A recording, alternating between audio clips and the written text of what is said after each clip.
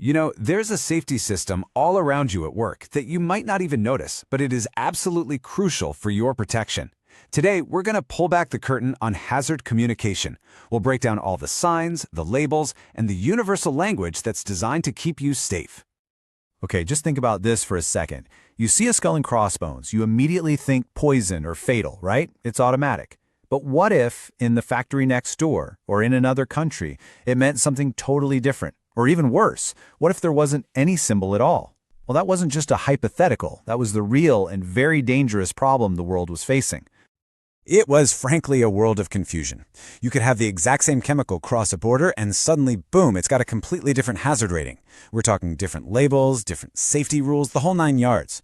For the people actually handling this stuff day in and day out, this wasn't just confusing, it was flat out dangerous. So something had to change, right? Thankfully, it did. It was time for everyone, everywhere, to start speaking the same language of safety. And that led to the creation of a global standard, one designed to be understood anywhere by anyone. And believe me, this didn't happen overnight. The journey really kicked off back in 1992. That's when the United Nations started putting together what's called the Globally Harmonized System, or GHS. The goal? Ambitious but simple. Create one single system for classifying and labeling chemicals that the whole world could use. Here in the States, OSHA made it official, rolling it out between 2013 and 2016. Okay, so that's the history. But what does this actually mean for you on the job? Well, it all starts with the label on the container. You've got to think of that label as your first line of defense against any potential hazard. At the very heart of this new universal language is a set of really simple, clear images. We call them pictograms. Their whole job is to give you an instant visual heads up about the type of hazard you're dealing with, cutting right through any language barriers. And here they are, the 9 core pictograms of the GHS.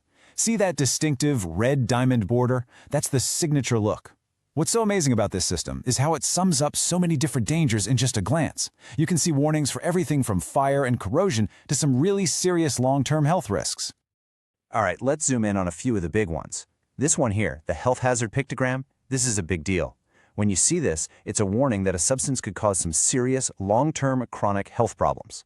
We're talking about things that could potentially cause cancer, what we call carcinogens, or materials that can damage specific organs over time. Now, this one's pretty self-explanatory, but it's so important.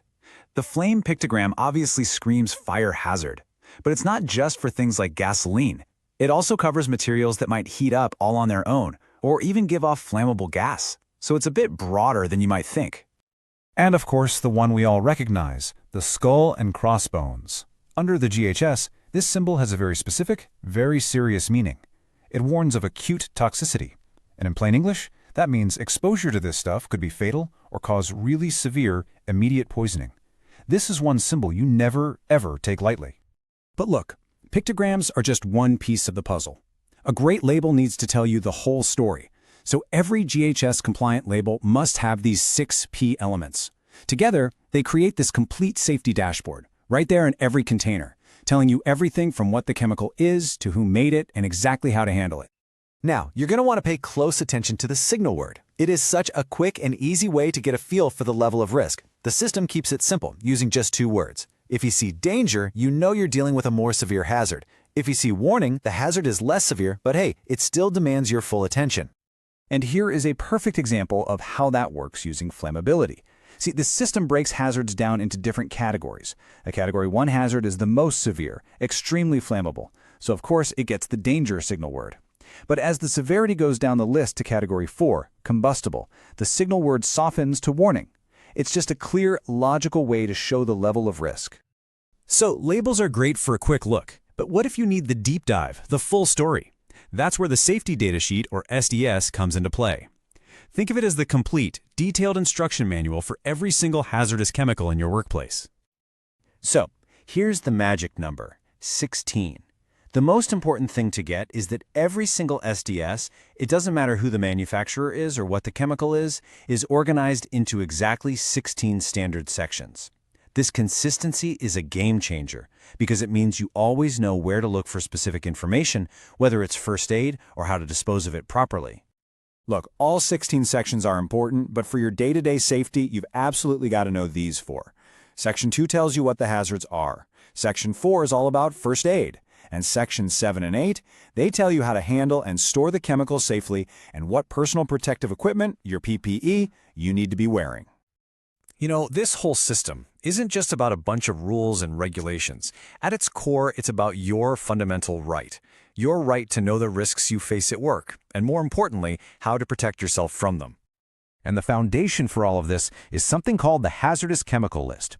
Your employer is required by law to create and maintain an inventory of every single hazardous material they have on site.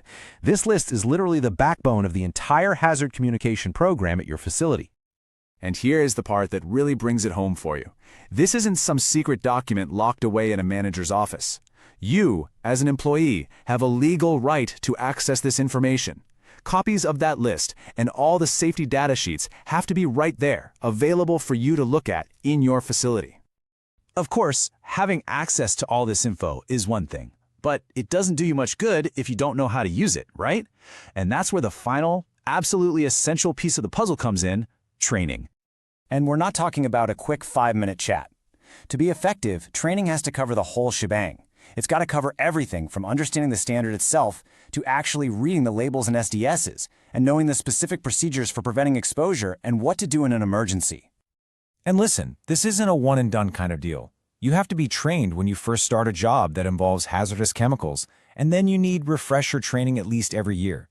Safety is an ongoing practice, not just a checkbox to tick off once.